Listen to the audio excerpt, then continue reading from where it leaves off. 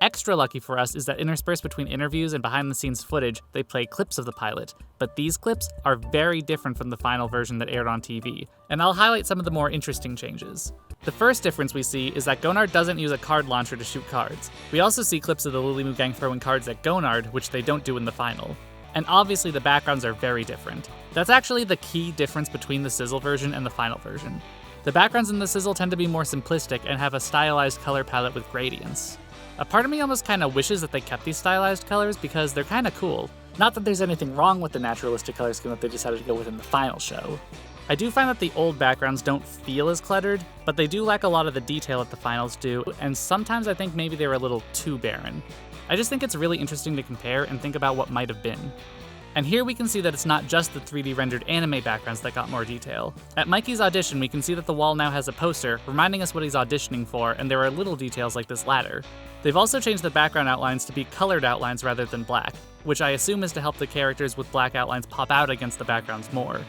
Here's a big difference, with Guano being way more on model in the final version. Also, it looks like they realized the background panning in perspective wasn't working, so there's just a TV there now. Mitsuki was also added into this shot, and into this one, which is hilarious. Also, look at Lily's scarf. This was fixed in the final. Here's a big change. The anime characters are all chibi in the final instead of being on model, and rather than awkwardly running from the foreground to the background, they just run flat against the camera. You know, sometimes something simple that works is better than something complicated that doesn't. Here's a neat one. The camera is looking up at Gonard from Mikey's perspective, rather than it being flat on.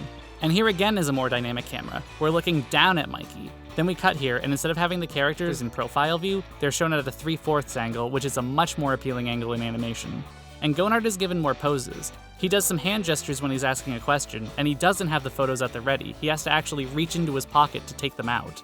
Again, this isn't like beautiful Walt Disney animation or anything, but it is an improvement and I want to point that out. Inside the booth, the strangest difference is that Gonard has yellow and green eyes, close to what he has on Lilymoo, but not really because those eyes are red. And for some reason, his teeth are yellow.